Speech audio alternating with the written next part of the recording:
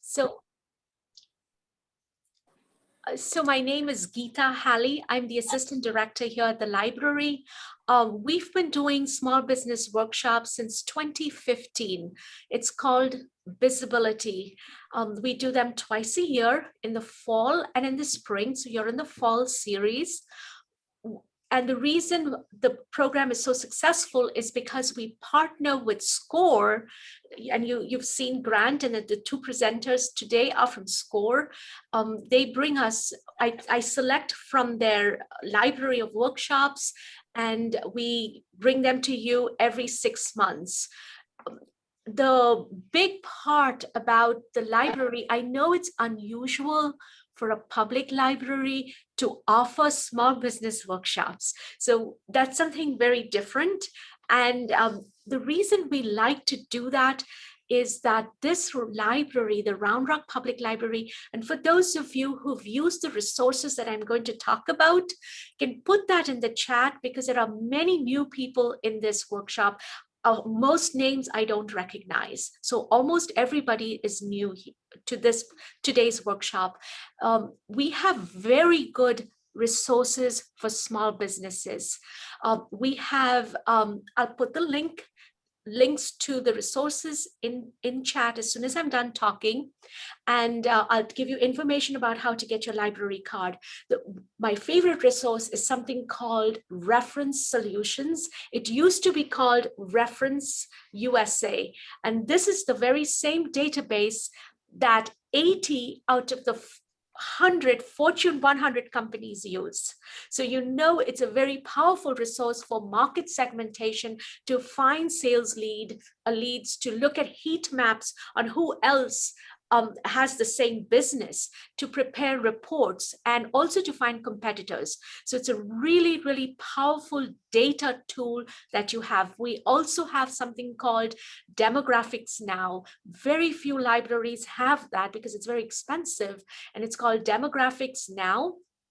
That database tells you, you can put in a zip code and it will you can have different search fields, click on purchase behavior of people in that zip code. You can click on a feature called pets, and it'll give you everything that people, all the ad names and information of how many people in a particular zip code buy pet food or are pet friendly. So you can tailor your marketing, or if you're looking for research into demographics in a particular town, city, metro area, or state, Demographics Now is there for you. We also have an educational tool called LinkedIn Learning.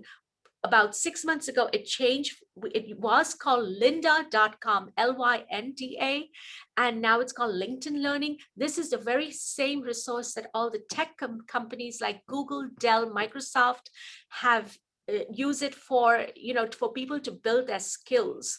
And that, if you go onto LinkedIn Learning and look at it, you see the basic plan is $19.99. So with your library card, with your Round Rock library card, it's free. Now, to get a library card, all you need is you must come into the library. We can't issue the card virtually. The card, you'll come to the library, you'll bring your driver's license, your Texas driver's license. There's no residency requirement. So as long as you have a Texas driver's license, we'll issue you a library card, and then you can get onto all these powerful tools free to you that you can use to grow your business. If you have any questions, please put them in the chat. One housekeeping thing is, if you want to come to the next 5 workshops, please make sure you register separately for each one, so that you get each workshop has its own unique Zoom link. So make sure you register for each of them separately. That's all I have. I'll take questions in the chat. Welcome, Carleton. It's so good to see you. And Carleton's bookshops are very popular. I'm glad we're starting this one, starting the series off with this workshop. I know it's going to be very useful, and you're a great presenter. So take it away, Carleton and Kyle. Thank you, Grant. Okay, bye-bye. All right, let me get here. and share this. And let me get that into a full screen mode. Let's see if I can figure that out somewhere down here.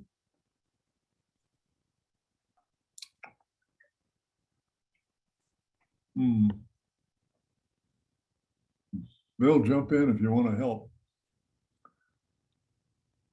Just click on that little presentation icon right at the bottom right-hand corner there, be next to the slider. That should do it for you, Carleton. It's a little picture of the screen.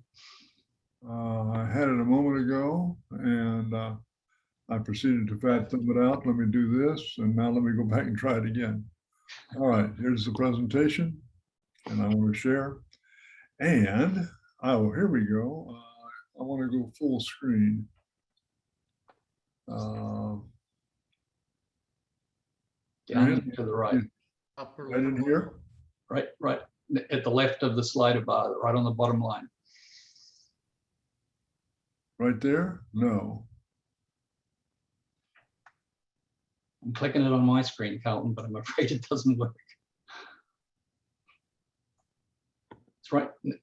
So there's a bunch of icons in the bottom row, and then near the right-hand corner, it's the one on the right of the group of 5. Yep.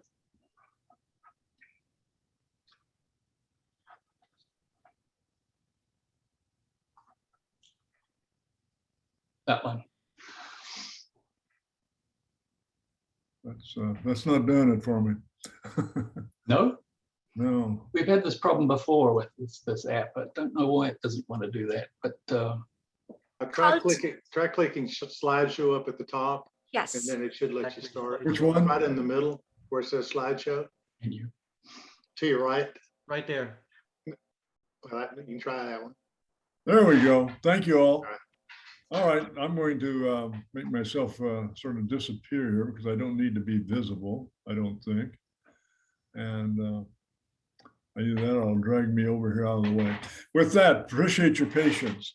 Got a large group today, and if you've got questions, put them in the chat. We're going to have a couple of times to break and talk about particular issues that you may have.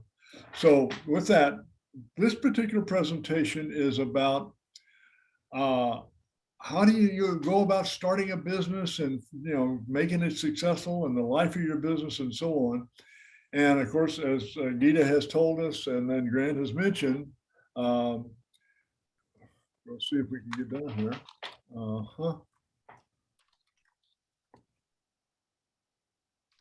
Well, I'm having troubles. I want that to go. There we go.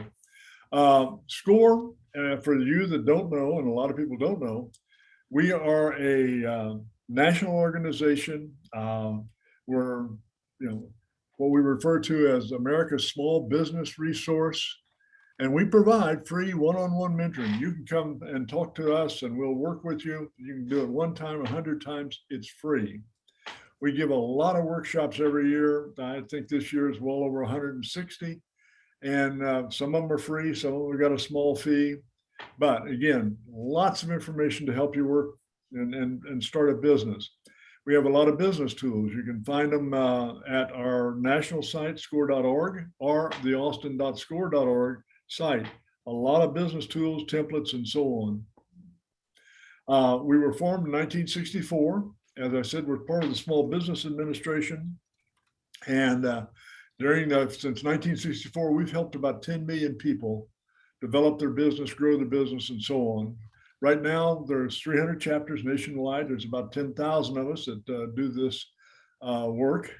And incidentally, just for your information, SCORE stands for, there's actually a name, there's a reason for that name. That is the Service Corps of Retired Executives. We don't use that anymore, but that's where the name came from.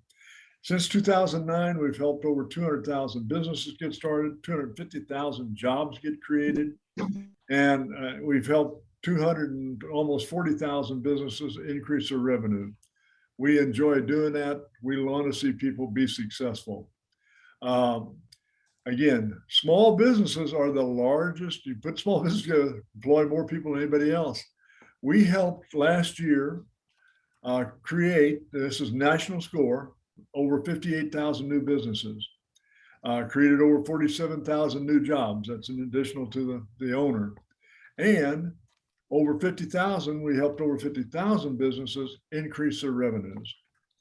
And so who are our clients? Well, about 61% of the people that we've worked with are women. So 46% minorities and 10% were veterans. So we've got a pretty broad client base that we enjoy working with.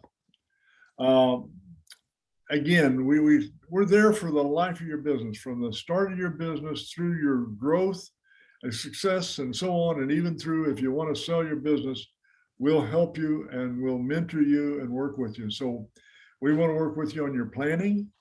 We'll work with you on whatever products or services you're going to be selling.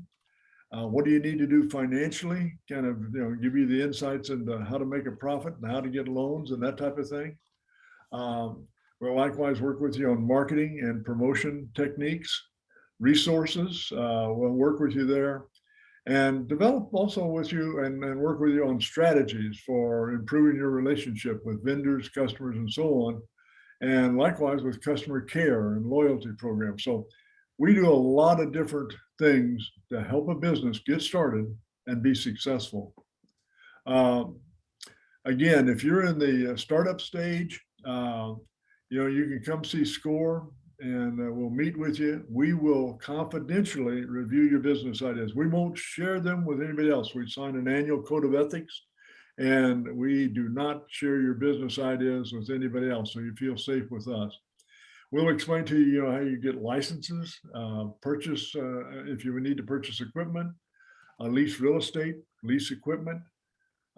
We provide information on the steps you need to take legally to form your business, CPA services. And again, one of the main things, and we'll talk about it a good bit here today, is a detailed business plan. And we'll help you if you've got business negotiations that you need to do. We'll work with you on that. And we'll coach you through, getting the finances and what do you need to do to go see to get a loan. We can help you prepare for growth if you're already in business. In other words, you're in business, you've gotten started, but maybe you're not seeing the revenue growth. So we'll review, what have you been doing? We'll look at help you. We'll look at your books. We'll talk to you about who you're working with, who you're selling to, what are the markets, what's some possible new markets. Look at your portfolio of your products and services. We'll help you with the SWOT analysis, which is I have to stop and think about what that is.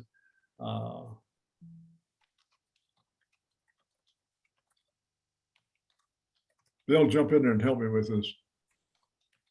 Or Grant. That's strength, weakness, opportunity. There we go. Strength, weaknesses, and then opportunities and threats. And so it's an analysis that's pretty simple, but what are your strengths? What are your weaknesses? What are your opportunities? And what are the threats? So again, help you identify business options and work with you there and to develop your growth strategies. We offer, as Gita mentioned and Grant mentioned also, workshops. We have quite a few. And we work with the Round Rock Library, and likewise, we offer 2, 3, 4 a week typically. And again, these really do help you out if you're, got a small business or you're starting a small business. So today is one of them, starting a small business or starting a business successfully. How do you go about writing a winning business plan? And then we've got a number of them on digital marketing, because that's one of the key areas of doing your marketing, sales, and so on, is through websites and Facebook, social media, and so on. Likewise, we'll work with you on the branding and establishing some guides for that particular arena. And with any legal and human resource topics that you have, we'll work with you on that. So if you want to get started with SCORE, take a look at our websites, take a look at the austin.score.org website or the national one, score.org. And you can find a mentor there. You can search down through the pictures and bios of the various mentors that are available here in Austin and so on. You can sign up for a session with a SCORE mentor, and that'll put you on the email mailing list to get the list of upcoming workshops and quite a few other areas of information. And again, as I said, national site and also the Austin site, you can find a lot of free online resources of templates for business plans, marketing plans, financials, and so on. So some very good material. Well, the keys to small business success really turn out in the number one, and I think you probably know this, is you, the person that wants to start the business. Number two is, what's your business idea? What are the possibilities? What are the choices that you need to make this business idea get underway and work?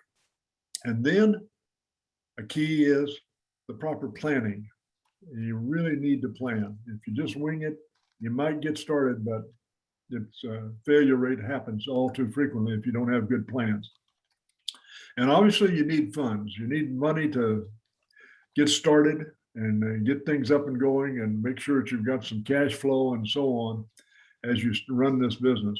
And then likewise, you need some people to help you. And SCORE is one of those groups, but you likewise need some professional people in various areas, banks, lawyers, CPAs, and so on. Again, as I said, it's about you as a person, as a starter of a business, an owner of a business. You're the most valuable part. You're the heart of the business, and it's your ideas, your passion, your willingness to take risk, and your energy that'll make that business successful. So, you got to be able to go out and sell yourself. Now, a lot of people are not wild about selling, but you've got to have customers, you got to have orders, you got to have partners, you got to have suppliers, and so on. So you've got to sell yourself even to bankers so you can get a loan, and maybe even so with suppliers to make sure the distributors are dropping stuff off and so on. So you are the heart that's going to make this business successful. I know that we got a lot of people here. I normally ask for just a few, and I think I'll do that today. If you'd like to come in with a few comments, we'll take 3 or 4 people if you're willing and you'd like to tell us. If you don't, don't worry about it. Kind of your name and your idea and why you want to go after starting a business. So anybody out there that wants to kind of give us a little heads up about what they're thinking about doing? Everybody I know is muted. I'm not getting many volunteers here. Okay, well, we can I'll come go. back. Okay, there we go. Go ahead, Craig. So my business idea is pretty simple. It's just spices, but I've been making spices and cooking for a long time, and the plan is eventually to branch out into wet marinades and also muds. But I really want to hold off on that based on refrigeration and preservation needs. So what I want to do is get the dry goods spices started first, build the revenue there, build the customer base there as well. And later on, when I have more, working capital, be able to have a space and the actual functional cash to be able to afford the equipment to refrigerate and actually ship with actually some due diligence in mind to actually get it there to where it's still good and usable, because nobody wants to cook with bad product. So that's mine. All right. Well, that's a good idea. Now, one of the things that because we've worked with, and I've worked with a number of people who have had great ideas, recipes, and so on for various food type of products and things associated with food. One of the things that you can and you may want to look at is there are contract packers and producers and so on for various food products. And then, in short words, if you'll give them the the recipes and so on, and the labels and the brand names and so on, they will package those up for you. So that's another thing to take a look at. And we do have a few of those here in the Austin Round Rock area. So that's good. Thank you very much. Anybody else? I can go. Okay. Hi, I'm Veronica. Yeah. I am starting a mobile bookstore specializing in fiction used books. Very good. Very good. Yeah, so the plan is to kind of start off at farmers markets, and then once we have a little bit more money to pay rent at a spot, we'll kind of park in one localized area so people can find us a little better. Very good. Very good. Yeah. I've worked with a number of clients who have started their business at the farmers markets. It's a great place to kind of test out an idea, a product, a service, Yeah. and expand from there. So I like that idea of starting there. Yeah, thanks. Very good. Anybody else? Hey, is my audio working here? Is that who's on? Hi, Kevin Carafa here. Oh, there he is. Okay, all right, it's working. So hi, my name's Kevin Carafa. I'm the owner of Austin EV Only. So I'd like to claim that we are an actual running business, but I don't know if that's an exaggeration. So what we do is convert current gas vehicles to electric, as well as repair existing electric vehicles. Think your Nissan Leaf or Tesla Model S. We are under contract right now with a company here in Austin to convert one of their vehicles. It's our first project. But we haven't finished, so we haven't seen first revenue. So it's kind of still really struggling to get off the ground and get going here.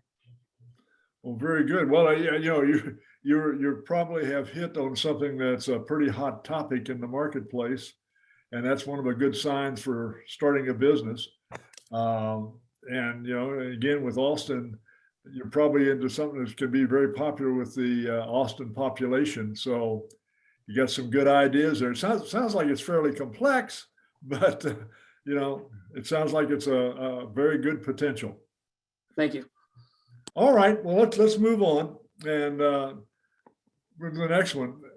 For entrepreneurs, here's sort of the list, and I think you probably know it. You got to be a self-starter. You got to be very resourceful. You got to be responsible. You just can't take a lackadaisical attitude. You got to be organized. That's sometimes difficult, I know. You got to be a pretty hard worker. You're going to put in a number of hours to make that business get started and be successful. You got to maintain optimism, although there'll be occasion in which you go, this is tough. But when it is, call a SCORE mentor and we'll help you back to optimism. And you got to be decisive. And you're in a competitive world. You always got to be learning. And likewise, you got to have your family supporting you. So you got to be a risk taker, but don't do that risk without planning. Got to have planning. So those are characteristics of entrepreneurs. Those that move forward. Talk about business ideas.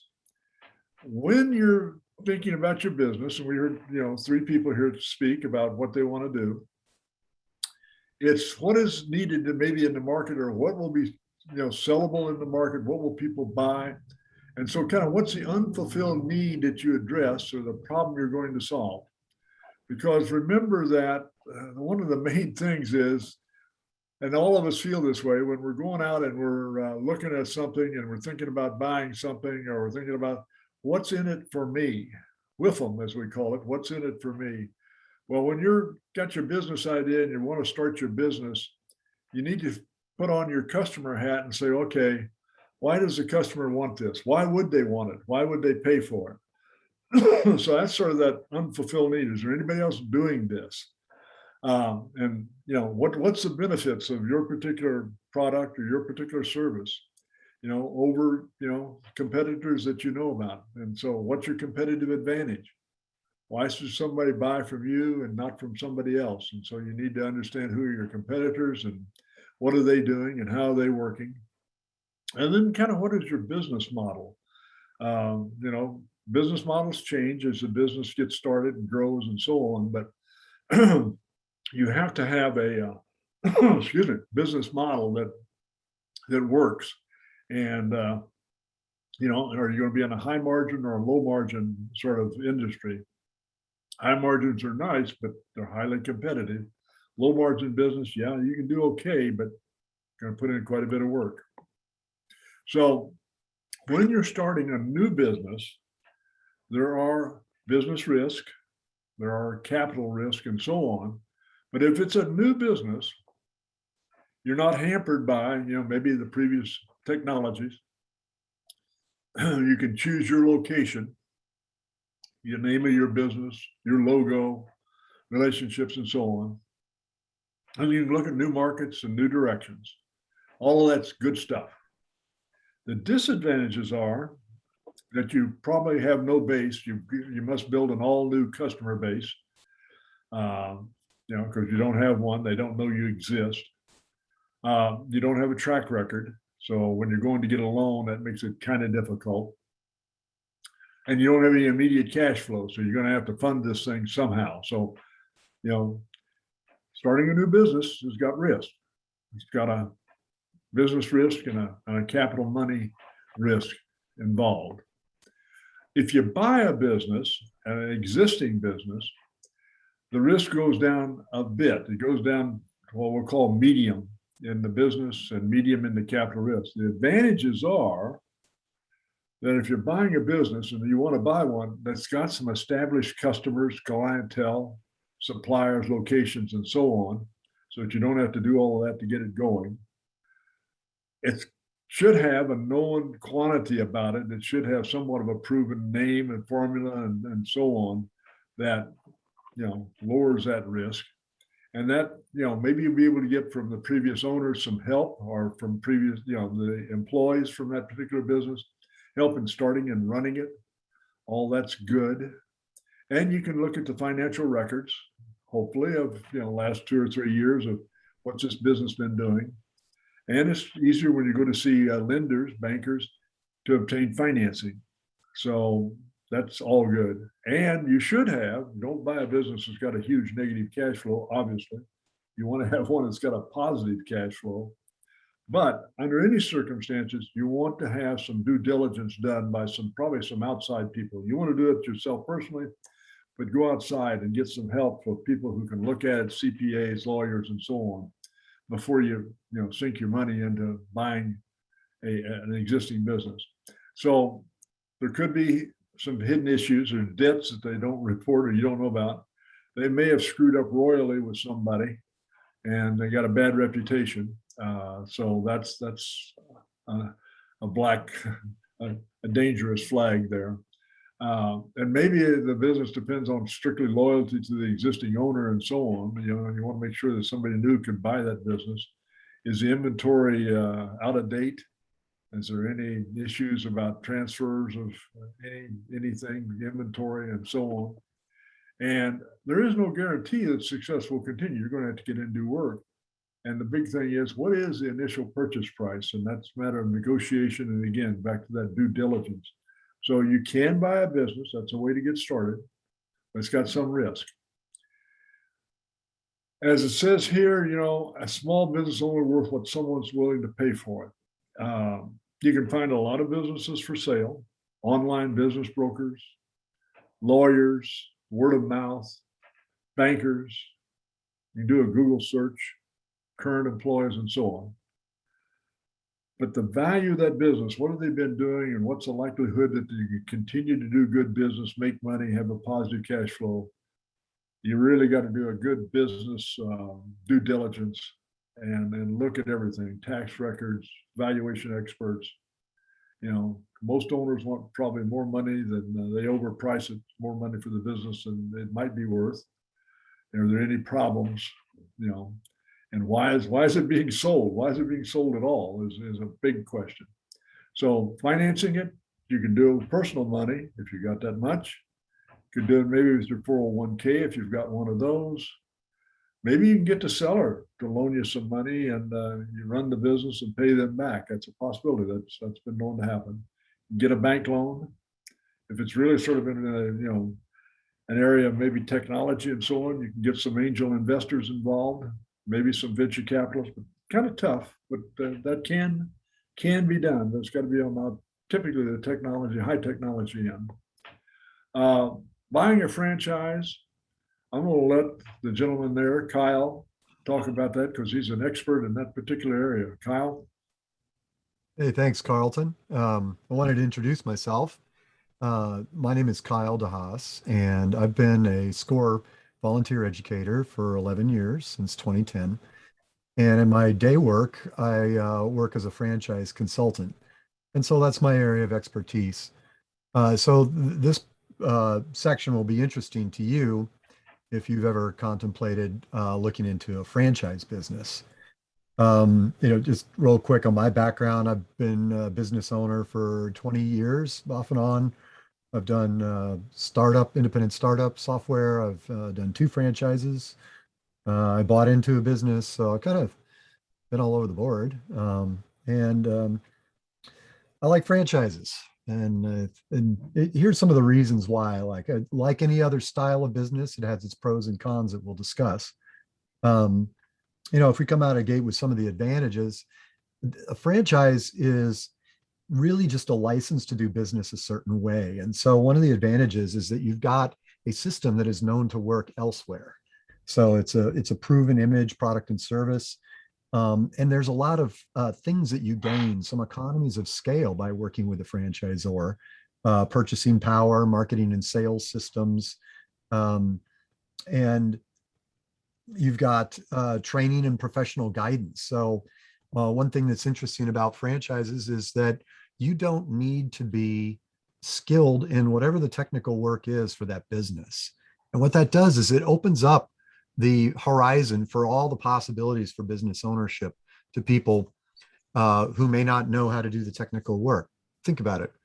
What you're doing when you're starting a business is you're really applying to the CEO position of a small organization. And to build a scalable, successful business, it's predicated on hiring teams of people. How that works practically, in my experience, I've helped hundreds of people over the past 11 years transition into franchise business ownership. We take stock of your skills and your goals, and then find businesses where the things that an owner is required to do all day are something that an owner candidate is good at and they like to do, and supports them on the things that they're not very good at. So, and you get trained on how to run that business, but your job is to hire people.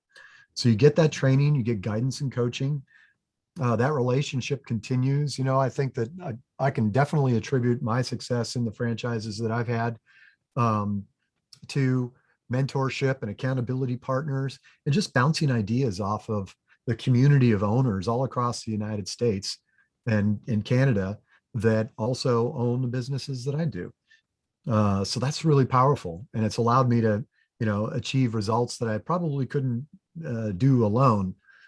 I think you've heard before, that entrepreneurship can be a lonely experience. Well, with franchising, you're in business for yourself, but not by yourself. And that can make a big difference. That's part of the guardrails that are in place with franchising that enable you to stay on the success path. That's what it's all about. And when it comes to franchising, there are people like me that provide education about franchising. And I also provide free consulting to anybody who wants it, just like many of the SCORE members do as well. If franchising is something that you'd like to do, that's something that I offer. So there's people like me available to help you decide if it's the right path and what's the right business, if it is. There are some drawbacks to franchising. So franchising is not the type of thing where if you have a strong need to let your own freak flag fly, this isn't the place to do business. Like if you want a business to be all about you, an independent startup is the best way to go, I think, in that case. A franchise is really more like a vehicle, like an asset to get you to your goals that resonates with your skills, by contrast. So there are limitations on the services and products you can provide and the way in which you do it. Now, there is a spectrum of strict versus relaxed in terms of, what is allowed within each franchise system. There's over 3,000 of them out there, and they're not all the same. So, there's a lot of different choices. Also, there's a fee and a royalty involved in franchising. So let's talk about that real quick. The franchise fee is a one-time upfront fee. It's probably between $20,000 and $50,000. It's a pretty big check.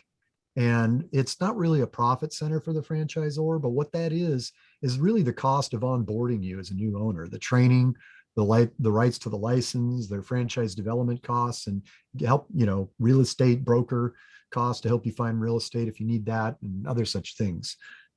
Where a franchisor makes their money is on the royalty, and that's usually a percentage of revenue. Now, all of those systems and support and services that you get from the franchisor, that's what that royalty is, right? So, I think the best way to compare that to, say, like an independent business is that when you start an independent business, you have to build it all yourself. And that takes time and money. With a franchise, you don't have to build it, but you pay an ongoing percentage of revenue for the rights to use it. Now, it's up to you to decide which avenue is better for you. I found that, having done both, I liked the royalty because it's almost like I have a subcontractor that does something that my business needs, and they do it really well, and they only get paid for performance. Being paid on a royalty percentage of revenue creates an alignment of goals between your franchisor partner and you, because they have the same incentive to drive revenue high and provide that systems and support to enable you to do it. And they're not going to get their money unless you get yours first. So to me, I found that to be quite desirable. There are operational boundaries and limited choices. We've talked about that, and it is a binding contract. Usually franchise agreements are somewhere between 5 and 10 years in length. What that means is that as long as you're doing business for that length of time, the term of the contract, oops, we got some feedback. There we go. Thank you. As long as it's in that, the contract is in place, the royalties and the fees and all the terms stay the same. And that contract is transferable. So if you decide to, say, sell your business after 3 years, you can do that, and you can just transfer that contract to a new buyer. So that doesn't mean that you're stuck in the business for the whole term. And that doesn't mean that you have to give it up when it's over. You can always just renew it and keep going. And many people do. The last disadvantage we have listed here, franchisor problems, are your problems. What that means is that it's really important to pick a franchise that aligns with your goals, that aligns with your values, that is a culture, and that has strong management teams and good validation. And by validation, what that means is that that's when you talk to other owners during the research process before you even invest, and obtain evidence that this is a good business. And you ask them the hard questions. Would you do it again? How's it been going for you? How long did it take you to get to profitability? And all these other things. And so, what I do is I provide a framework for doing that research. So if you think that, franchising is something that you would like to do, what I'll do at the end of my little piece here, which ends in just a minute, is I'll put some resources for you pertaining to franchising, talking about how you would do the research, and I'll also put my contact information out there. I think one good way to sort of conclude this piece, and I'll also open it up for questions too, if you have any, and you could also put them in the chat box, and I'll be glad to answer them as our presentation continues. Financing for franchising is a really important aspect of it. What you will find is that if you try to get a loan for an independent business, it's exceedingly difficult, if not impossible. And it's probably the only way you could do it is if you didn't need the money in the first place. With franchising, it's different. You don't need all the capital to provide all the capital to get to cash flow break even. You can retain 100% ownership of that business and get an SBA loan for up to 2/3 of the total capital that you need. So let's say that you had $50,000 to invest in your own independent startup, right? If you wanted to retain 100% ownership, that's all the capital you have for an independent. But if you do a franchise, you could get a loan on top of that for approximately double that, probably $100,000 if you have good character, credit, and collateral. And by credit, I mean 680 or better credit score. You could get a loan for $100,000. And what that means is that you could get a bigger business in a franchise model than you could if you'd started up an independent alone and still retain 100% ownership. So that makes a big difference for a lot of people to get to a bigger business where you can actually run something that's executive model that replaces the income you could have been making in the workforce, meaning that you can make that transition to business ownership, not as a side gig, but as a full-time thing where you don't have to work for anybody else anymore. And those are the types of people that I work with a lot of the times. Some folks also like to run semi-absentee franchises where you might want to keep your day job. And there are businesses out there that from the beginning, you hire a manager to be at the location and you can run that as an asset. You know, you still need to put 10, 15 hours a week into it, but it becomes a secondary income stream that you can count on that might be able to grow to exceed your job income so that you can quit it over time. So there's a lot of options there in terms of financing. I've also seen a lot of people do 401k rollovers where you can actually invest your 401k into the stock of your own business rather than in mutual funds of public companies. So you can actually turn your retirement into an active retirement investment rather than a passive one, which is kind of an interesting option too. I wanted to pause, see if you got any questions. And if not, then I'll hand it back to Carleton. And in any case, I'll put some resources in the chat box for you. I know I've unpacked a lot in just a few minutes. Anybody got any questions or that I could dig in deeper on franchising? All right. Well, If Kyle, not, thank you. then Kyle, I appreciate your question. No, I was just saying, I just appreciate your time. I'll be here for the rest of this the seminar. I'll answer any questions you might have in the chat box, and I'll throw some resources in there for you. Thank you. Can I throw out a question really quickly? Absolutely. Yes. Okay. So I had looked at franchises at one point in the sense of, looking at different options and what I might want to do. And Yep. you mentioned that the initial franchise fee was, 20 to 50,000.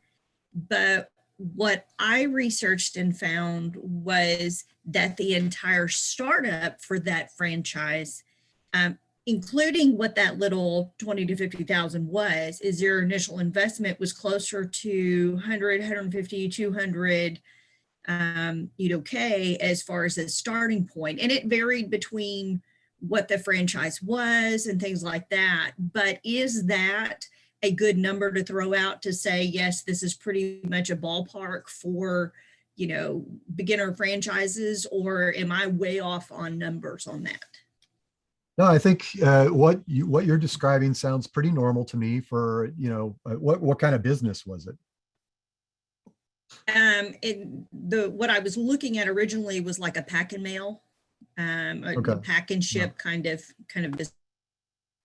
Yep, that makes sense. Well, the number you're describing, that big number was the total investment. That's an important number, and it's published on the franchise disclosure document that every franchisor is required to provide you as part of your research. And it's an item number 7. There's 23 items in total in that document. And that's a super important number. And I'm glad you brought it up because, when you think about if you start any business, the number one risk of failure for starting a business is running out of cash before you get to profitability.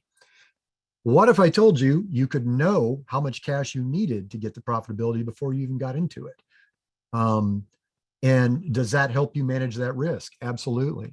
And item number 7 of an FDD is that number.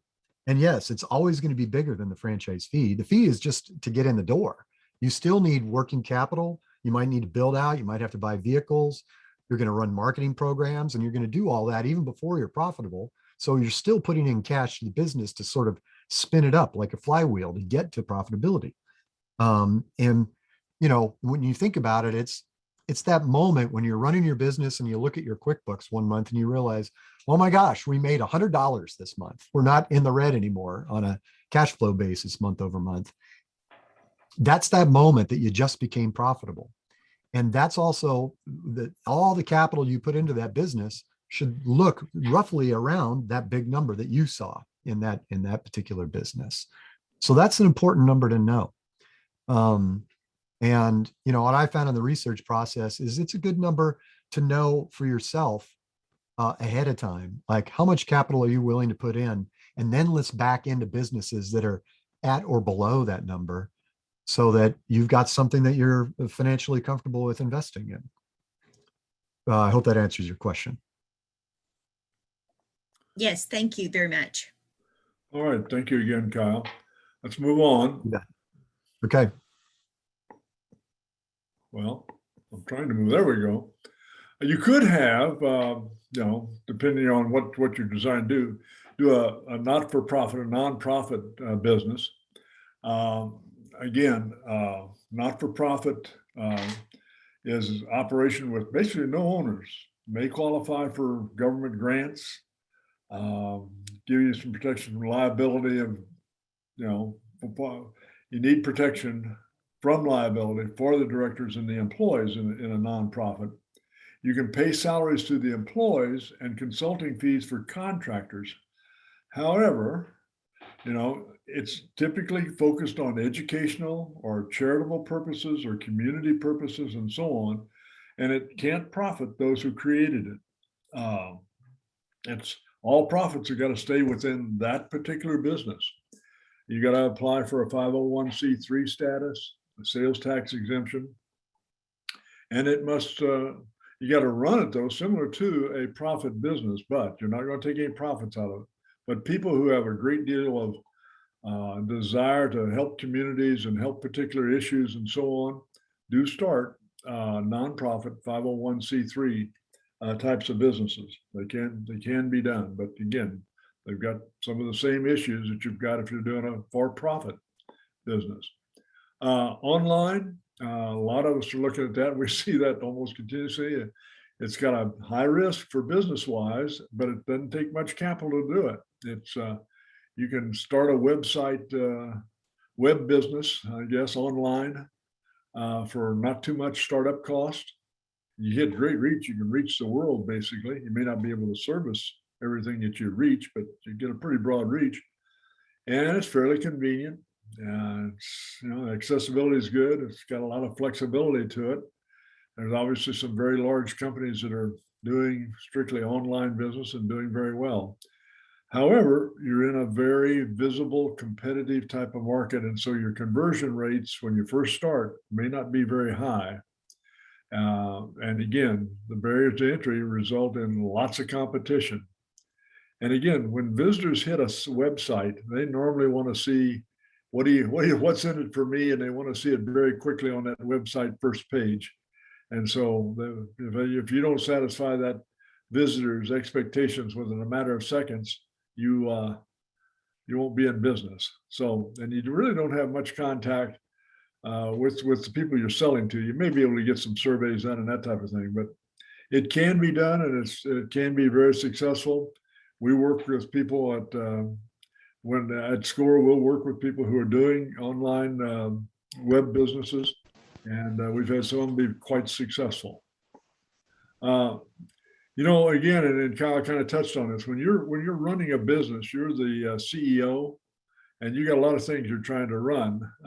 You've only got the administrative side, the accounting side, the HR part, the marketing, the sales, customer service, production, fulfillment, technology, and facility. Other than that, you don't have a whole lot going on. And so you're juggling a lot of things. And so, again, part of your personality has got to be comfortable with that. But as you ramp the business up, you start to hire or contract for these various areas, and so that you can concentrate on growing the business while they're taking care of maybe a particular function. But again, there's lots of things to be covered when you're the startup owner. Lots of things you need to pay attention to. One of the things we talk about is planning.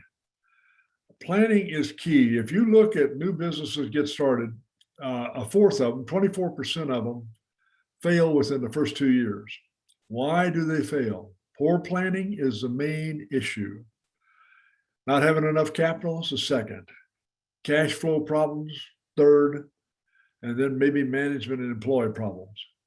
But, you got to plan. If you don't have a plan, it's going to be tough, and your odds on succeeding are not going to be good unless you've got good planning. If you look at it over 5 years, hey, it's even higher. Only 50% survive and 50% fail. And these are on businesses with 2 or more employees. But again, it's the poor planning, not having enough capital, having cash problems, employee problems. Can be, you got up and downs in the business world and the cycles and so on, competition, market changes almost always. economic downturns and so on. So there's lots of things that you've got to stay on top of, but that very key thing is to do the proper planning. So when you start a business, a lot of people look and say, well, you know, what am I going to do? What kind of legal entity am I going to be? Some people start as a sole proprietorship, and that's okay. You're carrying a pretty good burden and lots of liabilities and so on, but that'll work. Some start, if there's a couple of people that might do a partnership and form a partnership. A lot of companies, when they start, because it's not terribly expensive, do a limited liability company formation, which you can find online. The Secretary of State for the state of Texas, you can, I think, do it online for about $300. And as you move on up and you're going to get investors and so on, you may move up to an S Corp or a C Corp. So, but before you do any of that, you know, come see us at SCORE and get some advice, attend some of the workshops and so on, so that you can really go to the proper legal entity before you wait out there without doing it. Partners, people ask, should I have a partner or not? Well, it depends. I mean, if there's two of you or three of you that are really work together really well, and each of you contributes, equally and so on, yeah, partnerships can work. But you need a partnership agreement, and what's the job description and so on. And, how we're going to divide up the ownership of the company, how we're going to figure out who's got what salary and so on. And boy, the personalities better be compatible. And we say, it's similar to a marriage. If it doesn't work out, it's almost like you got to get a divorce to get out of this thing. So partners are okay. I normally don't recommend them for people who are starting a business. I much prefer them see it be a sole proprietor or an LLC than I would be a partnership type of thing. Depends again upon the arrangements that they have with other people. Do you need a board of directors? Probably not initially, depending on if your formation is limited liability or sole proprietorship. But an advisory committee, probably get SCORE and some other people to be on an advisory committee for you. But if it's a formal board, they have fiduciary responsibilities, and you've got to look at insurance and a few other things to cover that. Financing, big issue. How much money do you need to get started and operate this business? Because not only do you need to, typically get maybe some equipment, or maybe get at least a space. Maybe, you got to pay for whatever, raw materials. You got to pay electricity and water and etc. You're going to have some demands for money every month. And so you need to develop a plan, a 12, 24-month forecast in your business plan to figure out, well, how much money do I need to really safely start this? Because a lot of people start a business and get into it for 3 or 4 months and go, uh-oh, I haven't got enough money, and now I got to go see if I can get a loan. And that can be done, but it's not easy. So money can come from family, friends, yourself, credit cards. That's kind of a push, can be done. Personal loans from someone, maybe, depending on the type of business, from investors or other people's money, is what OPM is. So again, look at some of the workshops that we offer at SCORE when we offer them on financing a business. I think they'd be quite helpful to you. Employees, at some point, as your business gets started and starts to grow, you're probably going to need some help. Part-time, contract, full-time, whatever. I use the old story about Michael Dell, and Michael Dell was interviewed back in the 1990s, and he was asked by the interviewer, said, well, Michael, when did you decide you really needed to maybe get some management help? And he said, well, it was the day that they came to me for the 3rd time for the keys to the Coke machine. It was obvious that he had bigger things to do than fill the Coke machine, so he probably had to have somebody to go fill the Coke machine for him. So you do, at some point, as you start to build a business, you're going to start to need people to fill various functions and work for you. And again, where do you find them? Well, you can advertise for them. You can talk to headhunters and so on, employment agencies. You need a description, kind of what do you want this person to do and what kind of skills do they need. And it's good if you've got an employee manual with some policies in it with regard to vacation, sick time, and so on. And you can find some of that material on the score.org site. So again, some of those resources are the austin.score.org site. So some of that's available online for free. Where are you located? Well, hey, here's the great news. The Austin, Texas has been selected as the #1 city in America to start a business. And that was by CNBC and Inc. magazine. That was 2019. You know, you got the University of Texas here and a couple others good schools and so on, so you can get an educated workforce. You know, there's no personal income tax. The LLC might be taxed personally. You do have some lenders here. We got some micro lenders here that can, you know, will work with startup businesses. Not most banks won't, but micro lenders will.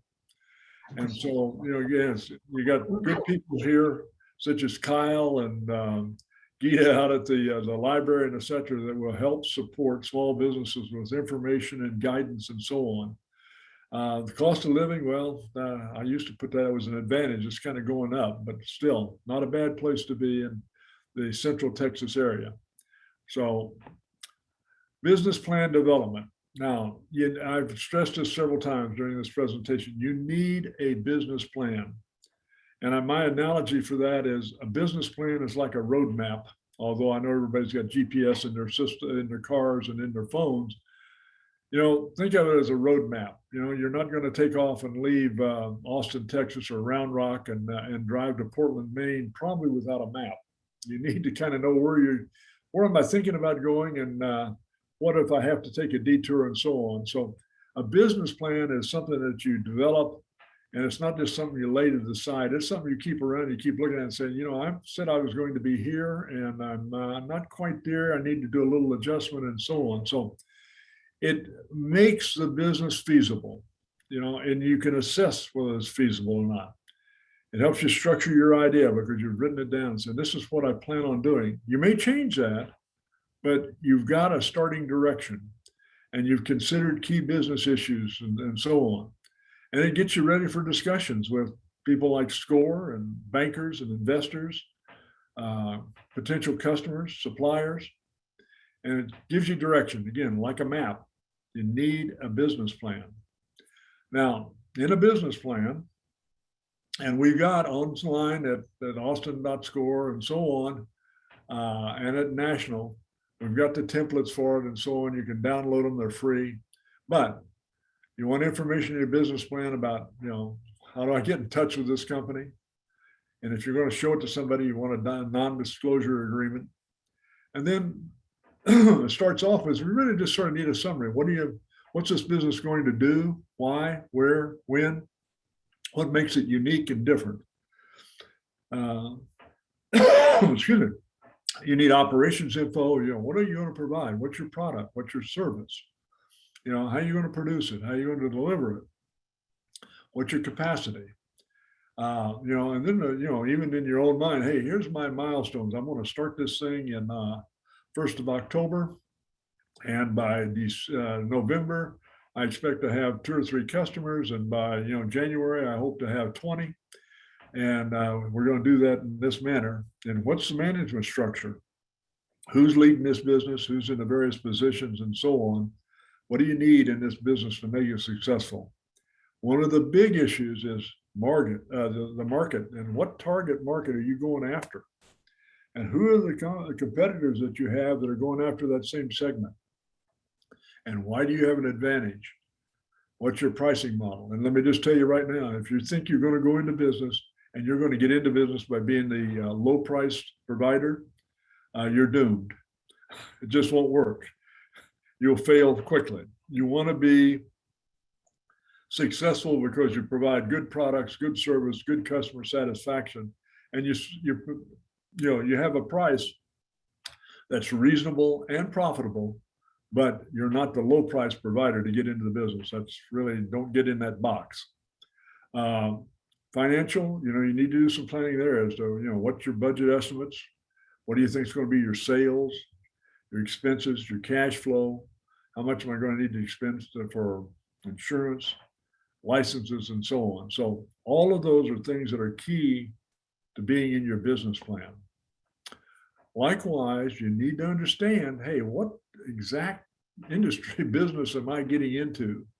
And, what's that look like? Now, this is where the public library, the Round Rock Public Library, and we're fortunate in Central Texas, most of the public libraries have some very good information that you can go look at. Look at the national census information about what's the trends and demographics and so on.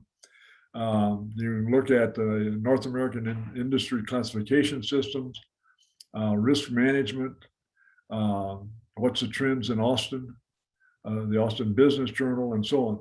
The local library, and Gita talked about this. In fact, she's got some new ones that are I haven't seen. I've used a good many of them and recommended a good many of them to quite a few clients.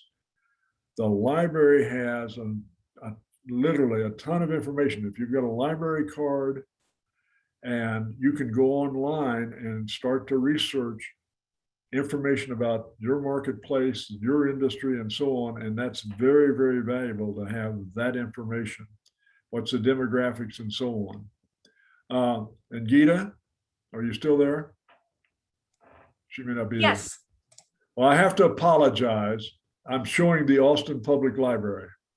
Oh, that's okay. In the chat, I put the Round Rock Public Library. That's good. I Yes. didn't realize until about 30 minutes before I presented, I went, uh-oh, this is the one I did at the Austin Public Library. So while this is the Austin Public Library, as Gita said, hey, the libraries have got great information that if you're starting a business, you want to go get a library card, you want to understand what databases and where you can do your research with them and so on, and you can do it online. It is a tremendous asset. So this is a quick pick of the Austin Public Library. I think this one talks a little bit about researches and databases and so on. Excellent, excellent source. And I normally refer clients, core clients, go get a library card, go do your research, because let me tell you, you cannot afford to go out and buy these databases on your own. And in fact, other than the public libraries, you can't afford these databases.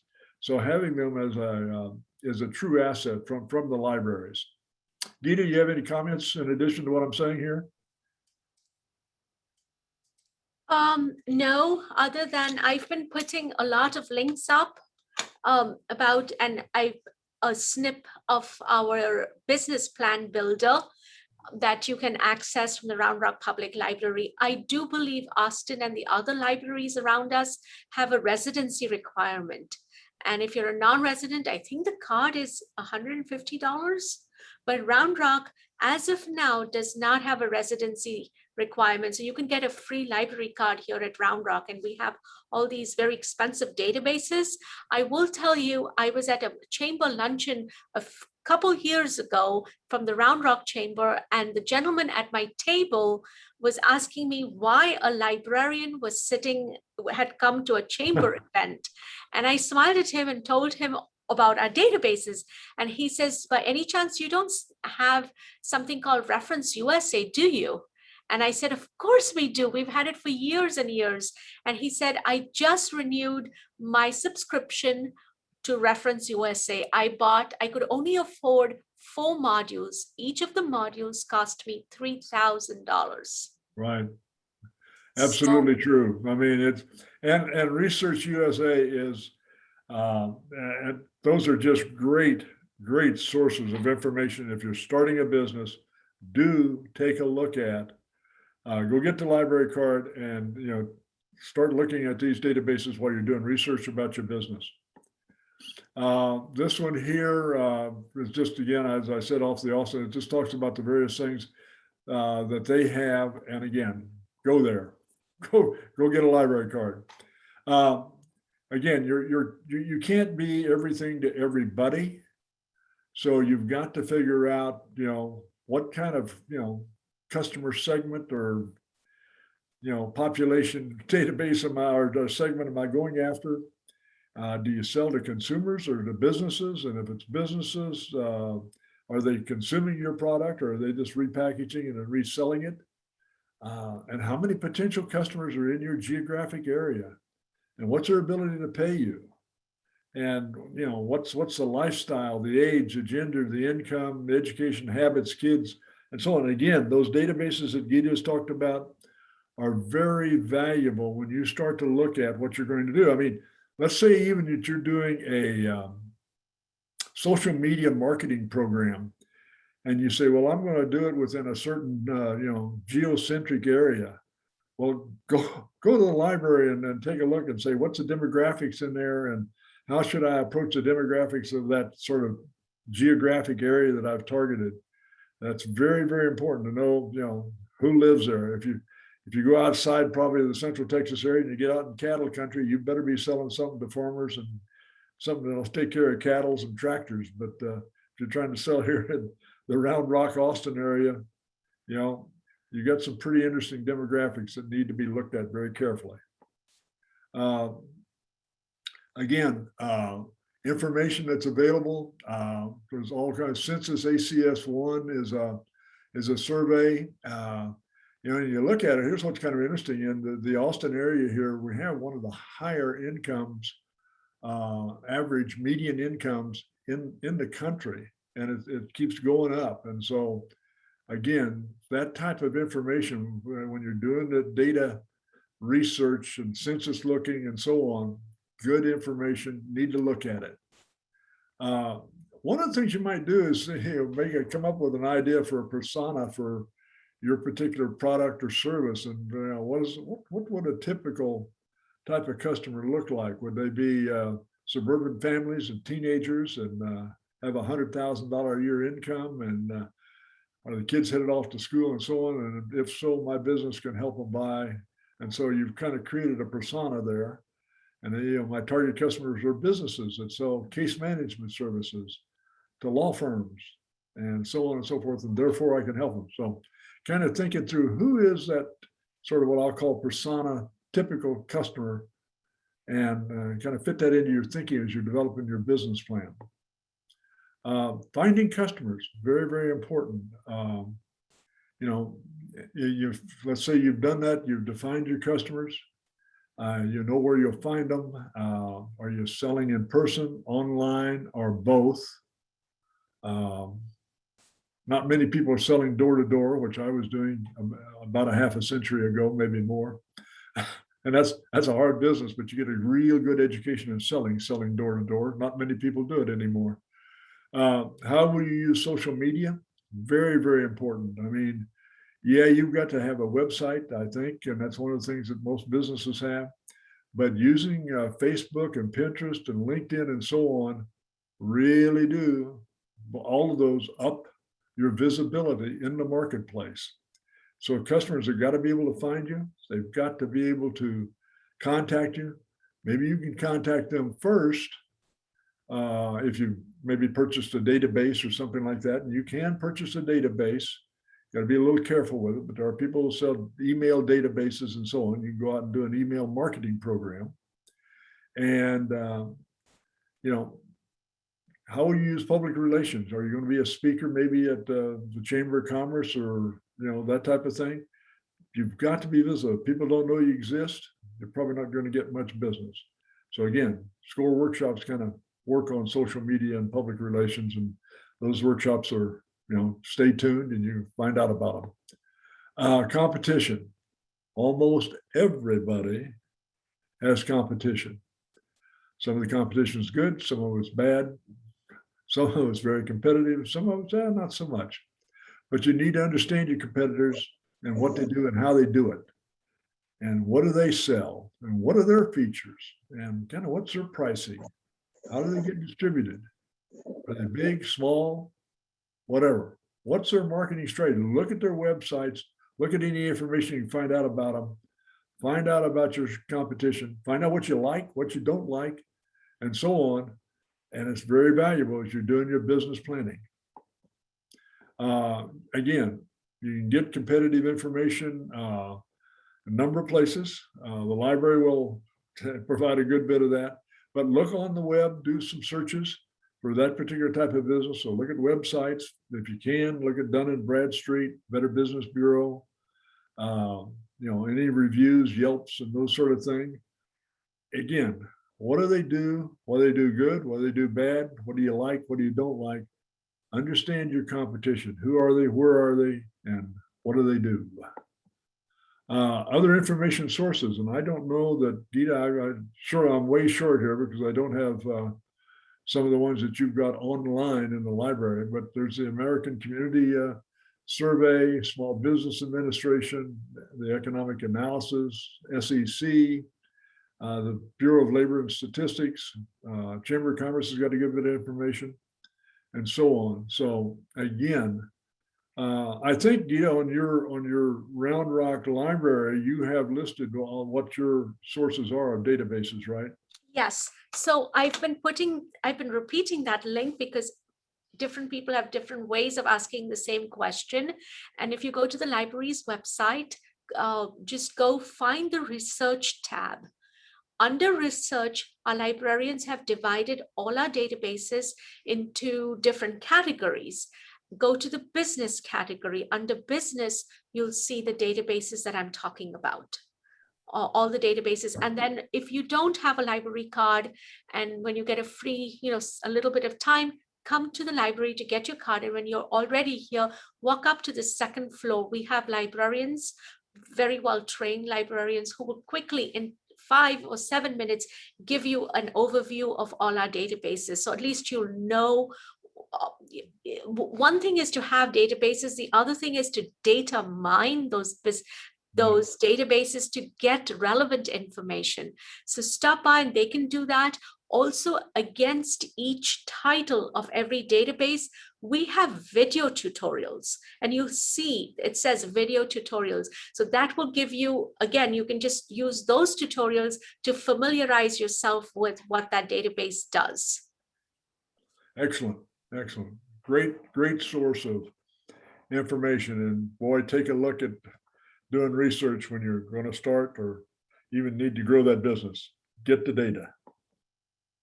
So likewise, when you're building your business plan, you need to be thinking about, well, what are the trends in the marketplace? What's happening?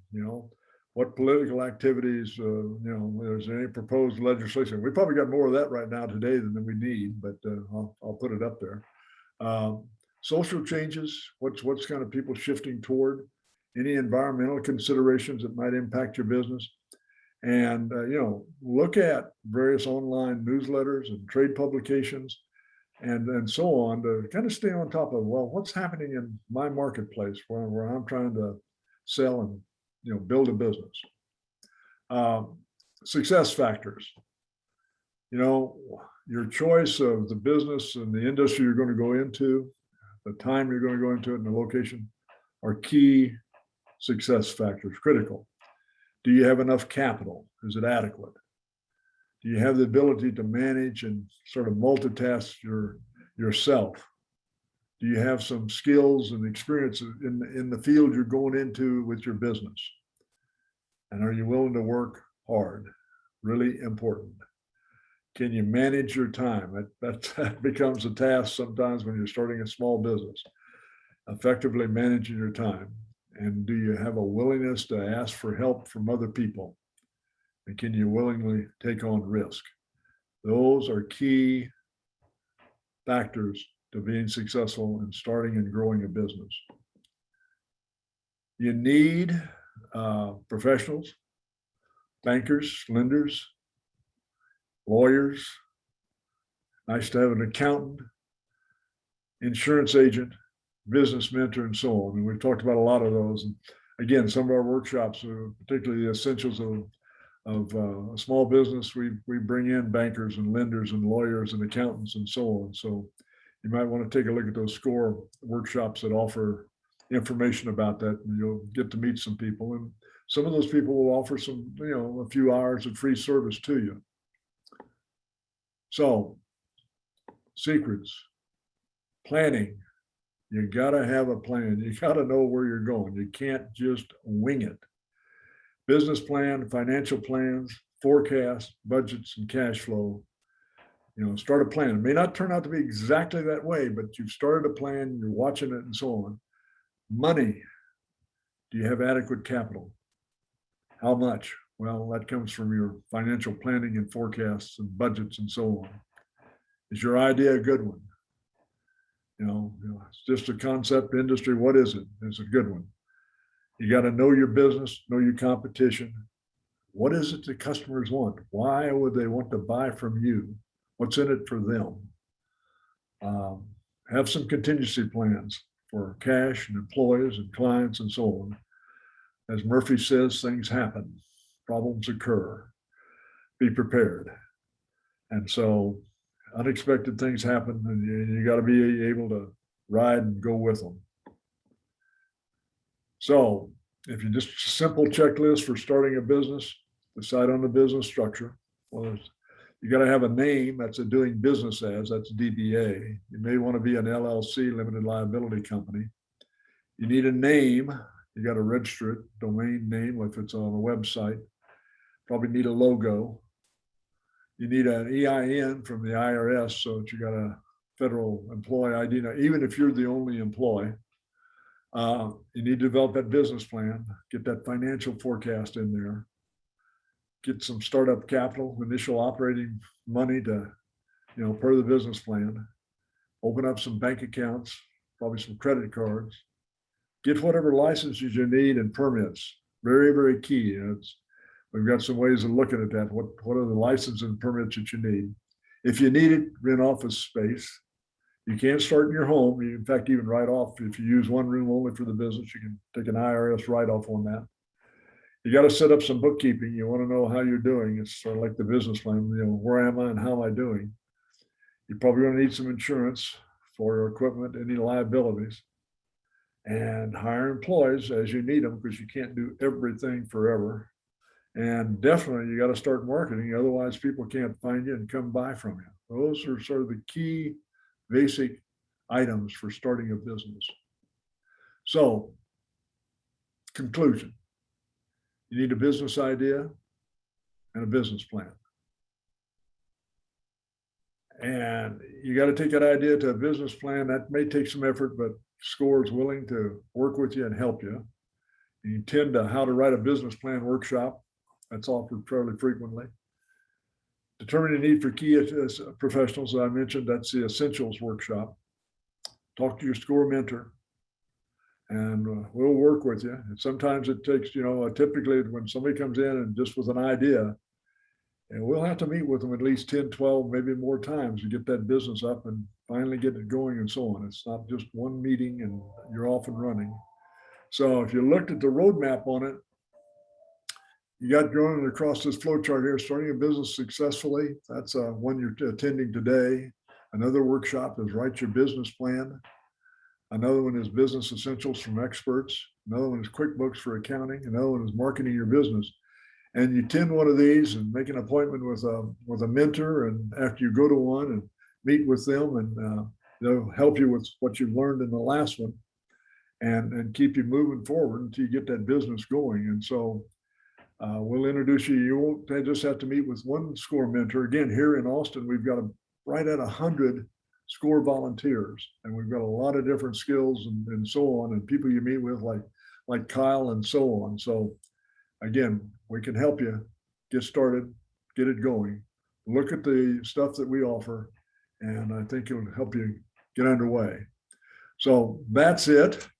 There may be, and somebody may want to look at the chats there. And is there anything in the chats, Gita or Bill or Kyle, that you see that we need to address?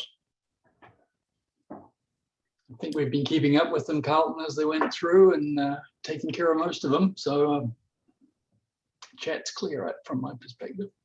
I did get a request for a copy of this presentation. I had directed them to you, Carleton. Okay.